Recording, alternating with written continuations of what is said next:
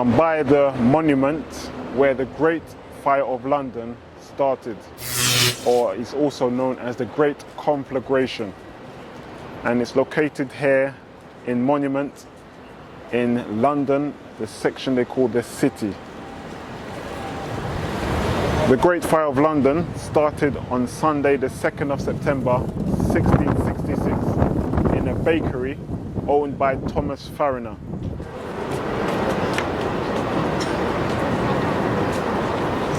So this is the junction of Pudding Lane and Monument Street. And it would have been somewhere around here where the Great Fire of London started. The Great Conflagration. So as you see, the great monument to the Fire of London is here. So where this fire symbol is, if you was to lay it down along this road, it would reach to the supposed marking of where the Great Fire of London started. Fire of London. The Great Fire of London created masses of damage. In fact, it was around estimated £30 billion worth of damage in today's money. The fire also destroyed 2/3 of the City of London's buildings, and tens of thousands of people were homeless because of the fire.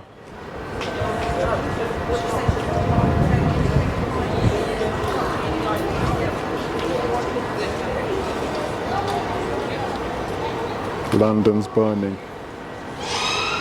Tours on the Great Fire of London.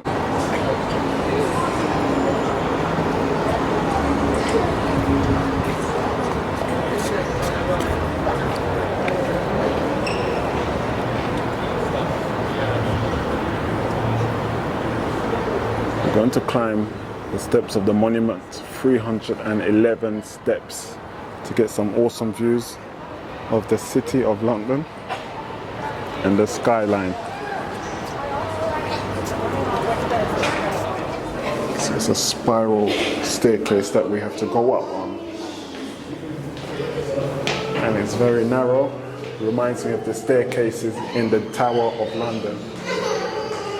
Let's have a look up here. As you can see,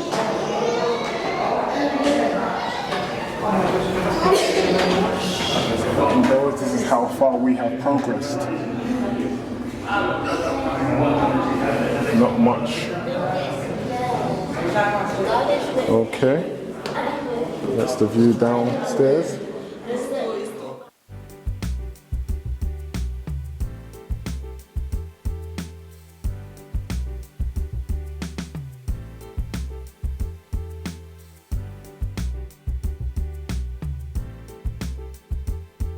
Okay, see this gate, door, and then we're at the top here. What an awesome view of London.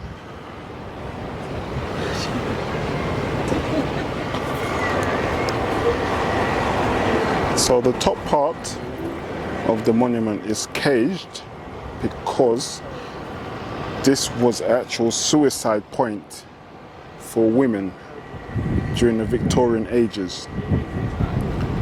So we're up high, 202 feet above ground level. And you just see the skyscrapers of the City of London.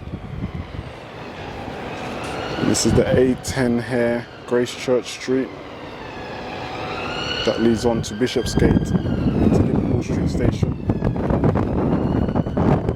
It's very windy up here on a cloudy London day.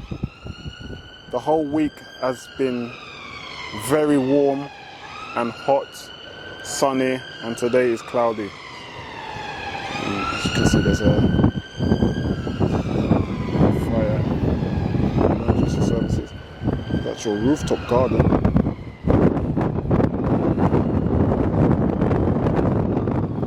And in the distance we've got this great St. Paul's Cathedral, where the Great Fire of London actually destroyed some parts of St. Paul's Cathedral.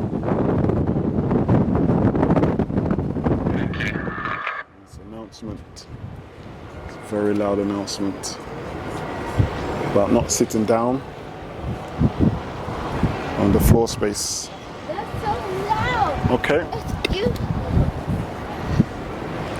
So I was saying, yes, so that's Sky Garden over there. So check out my video on Sky Garden. You can see a green taxi here. Alright, so to my right, got Canary Wharf, buildings, financial district, and then we've got, as you can see here, Tower Bridge. I don't know if you can see properly. And in fact, where this monument stands was, I believe, the original location for where the first London Bridge stood. It's right here, but it's got damaged, destroyed rather. And the second London Bridge, it got moved to Arizona in the USA.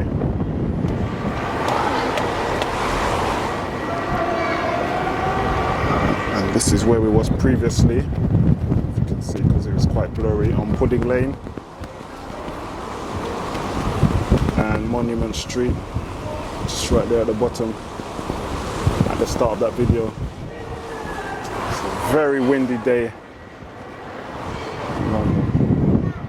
This church building here, you can see, this is where Thomas Fariner, whose bakery where the fire started, it was in this church, Magnus the Martyr Church, where he rang the bells to sound the alarm of warning, to warn people in this neighborhood of the danger that was of the Great Fire of London.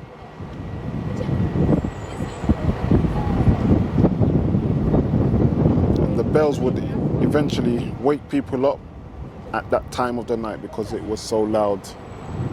And in those times, bells, you would hear bells from quite a significant distance away.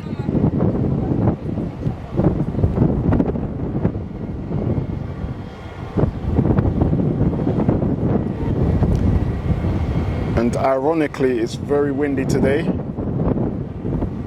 and it was windy around the Great Fire of London when it started, Sunday, the 2nd of September.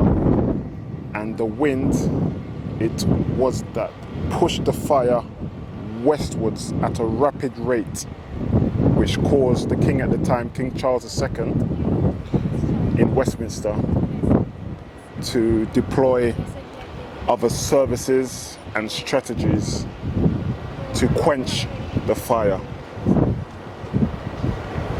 as the Palace of Whitehall was at threat of being burned. So this staircase going down or even up, so these staircase going up, it does get very tiring, but there are places like this where you can have a rest, an interval. So just be prepared, wear comfortable footwear.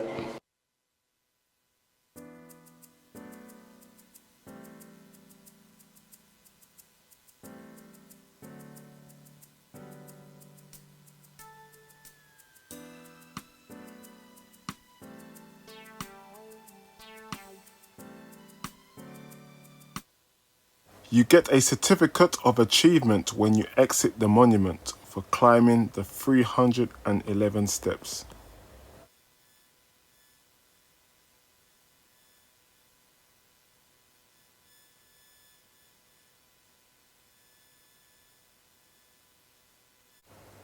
You can see the street, how narrow it is, and the houses in 1666 would have been so close together, and they were made of wood with a mud mixture, but was poorly maintained, and this helped the fire to spread rapidly.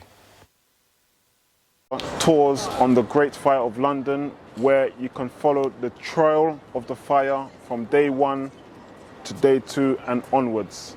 So we would start at Pudding Lane and we would go through the trail of the fire, where we would go through places such as the Embankment, We'd also go through by St. Paul's Cathedral, also by Newgate as well.